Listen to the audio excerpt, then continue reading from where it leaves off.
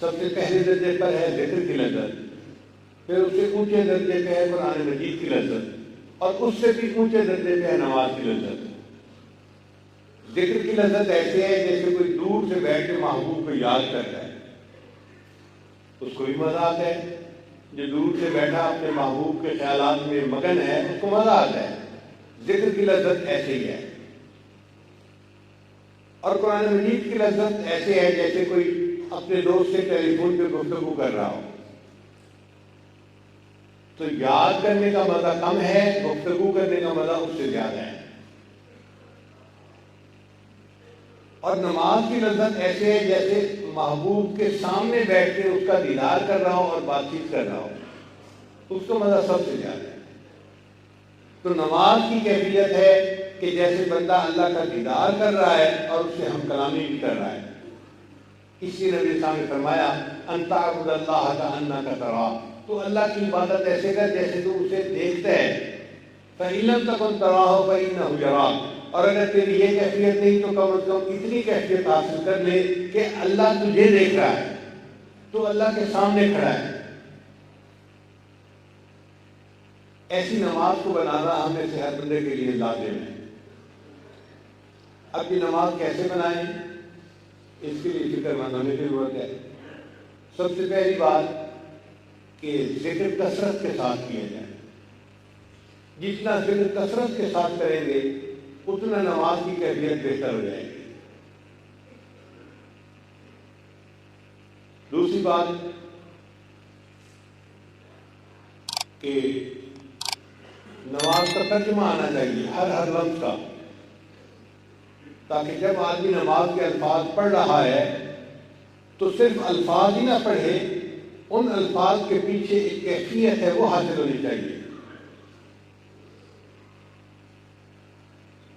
اور تیسرا یہ کہ اپنی نگاہوں کو کنٹرول رکھے، قیام میں نگاہیں سجدے پر ہوں، رکوع میں پاؤں کے انگوٹھوں پر، سجدے میں ناک کے اوپر، اور اتحیات میں اپنے دامن کے اوپر۔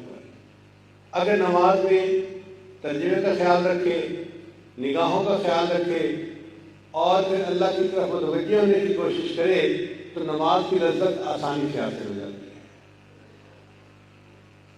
یہ کوئی اچیویبل چیز ہے، ان اچیویبل چیز نہیں ہے۔ خوش نصیب ہے وہ لوگ جو دنیا میں نماز پڑھنے کی لذت کو پا لیتے ہیں، پھر وہ بہانے ڈھونڈتے ہیں۔ 5 فرض نمازوں سے ان کی محبت کا جذبہ ٹھنڈا نہیں ہوتا، وہ اللہ سے ملاقات کے لیے بہانے ڈھونڈتے ہیں۔ اشراق پڑھ لو جی، چاش پڑھ لو جی، اوابین پڑھ لو جی، تہجد پڑھ لو جی، صلاۃ الحاجت پڑھ رہا ہوں، میں تو تحیۃ الوضو پڑھ رہا ہوں، میں تو تحیۃ المسجد پڑھ رہا ہوں۔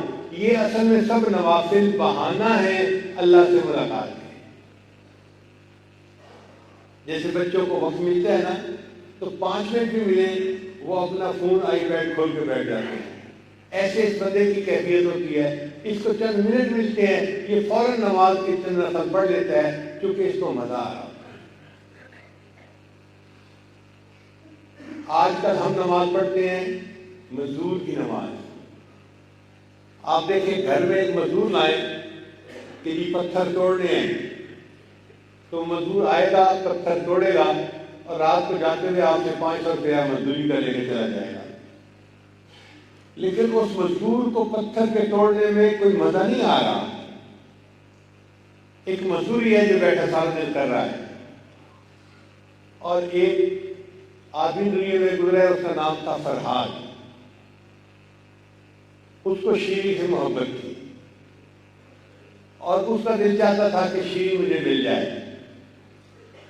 تو اس کو کسی نے شرط لگا دی کہ اگر تم پہاڑ کھودو اور اس میں سے نہر کو نکل آئے پانی کی تو پھر تمہیں نکاح کر دیا جائے گا۔ اب وہ فرحاد پتھر توڑتا تھا، مگر پتھر توڑنے میں اس کے ساتھ ایک لذت وابستہ تھی کہ مجھے میرا محبوب مل جائے گا۔ ہر ضرب پیشہ کیسے مثال دوست، وہ جو کلہاڑا مارتا تھا پتھر کے اوپر تو ہر ضرب لگانے پر اس کو ایسے لگتا تھا جیسے مجھے میرے دوست کے وصل کا مزہ مل رہا ہے۔ ہر ضرب پیشہ کیسے مثال دوست فرحاد میں جو بات ہے مزدور میں نہیں. آج ہم مزدور کی نمازیں کھڑے پڑھ رہے ہیں. کاش کہ اللہ ہمیں فرحاد کی نمازیں پڑھنے کی توفیق عطا فرمائے. نماز کو بنانے کے لیے نماز کے باہر اعمال کو دیکھنا پڑے گا. اس کی مثال یوں سمجھیں, ایک بندہ باکسنگ کا مقابلہ کرنا چاہتا ہے, تو جیسی ڈیٹ فکس ہوتی ہے وہ بندہ اپنا ورزش کرنا شروع کر دیتا ہے. روزانہ 2-4 گھنٹے پریکٹس کرتا ہے. کبھی لیدر کے پلوں کو مکے مار رہا ہے, کبھی جاگنگ کر رہا ہے, کبھی فلاں کر رہا ہے, کبھی فلاں کر رہا ہے. یہ ایکسرسائز وہ کیوں کر رہا ہے؟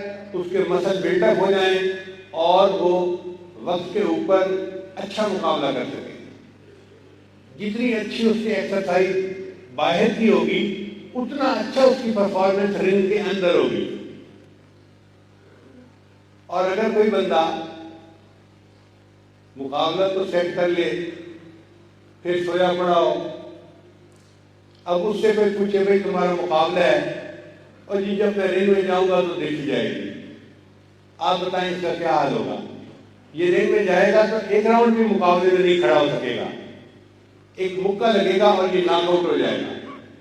وجہ کیا تھی کہ اس نے مقابلے کی تیاری نہیں کی ہوئی تھی. اسی طرح ہم لوگ اگر اپنی نماز بنانا چاہتے ہیں تو ہمیں نماز کے باہر تیاری کرنی پڑے گی.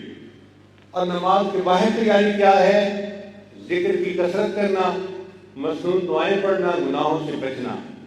یہ نماز کے باہر تیاری ہے. اب جو بندہ ذکر میں لگا ہوا ہے تو 80-90% اس کی توجہ اللہ تو پہلے بنی ہوتی ہے. پھر جب مصلی پہ کھڑا ہو کے اللہ اکبر کہتا ہے تو 90% کا 100% ہو جانا کوئی مشکل کام نہیں ہوتا. ہم غفلت کی زندگی گزارتے پھر رہے ہوتے ہیں, مصلی پہ آ کے اللہ اکبر کہتے ہیں, تو ایسے تو نہیں ہو سکتا کہ غفلت سے یکدم ہمیں حضوری کی کیفیت حاصل ہو جائے. آپ فرق کا اندازہ لگائیں نا.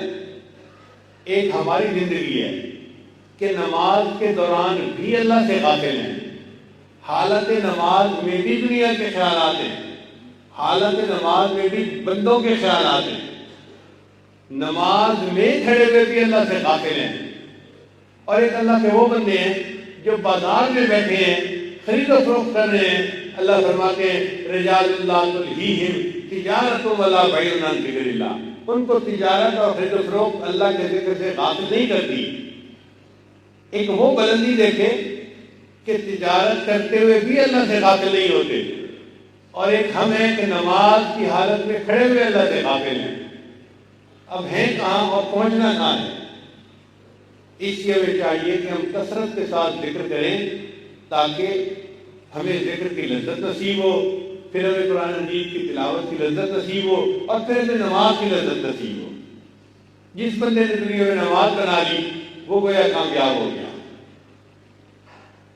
اللہ تعالیٰ نے قرآن مجید میں 700 سے زیادہ دفعہ فرمایا ہے اقیموا الصلاۃ, نماز قائم کرو, نماز قائم کرو, نماز قائم کرو. ہم بچے کو ایک کام ایک دفعہ کہہ دینا سمجھتے ہیں ایک دفعہ کہہ دیا کافی ہے. ہماری کیا حالت ہے؟ اللہ تعالیٰ ہے, وہ مالک الملک ہیں, وہ ایک دفعہ کہہ دیتے ہیں بندوں کے لیے کافی تھا, یہ کہہ دیا. اس نے 700 مرتبہ اس بات کو ریپیٹ کیا, نماز قائم کرو, نماز قائم کرو. تو اس کا مطلب ہے کہ نماز کی کوئی اہمیت ہے نا. امام ربانی مجدد ثانی رحمۃ اللہ فرماتے ہیں کہ جنت میں جنتیوں کو اللہ کا دیدار نصیب ہوگا. جنت میں جنتیوں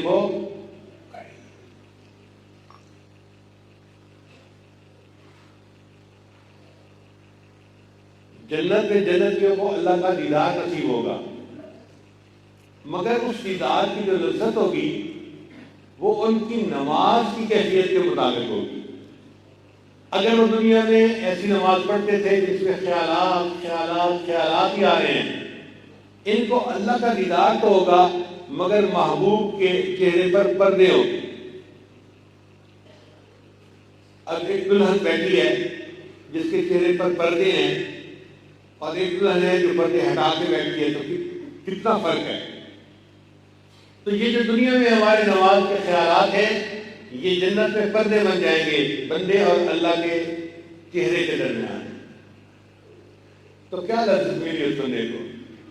اور جو لوگ دنیا میں ایسی نماز پڑھتے ہوں گے کہ نماز میں ان کو کسی کا خیال نہیں آتا ہوگا, ساری توجہ اللہ کی طرف رہتی ہوگی, اللہ تعالیٰ اس کو ایسی تجلی عطا فرمائیں گے کہ وہ اللہ کے چہرے کو بغیر کسی پردے کے دیکھے گا.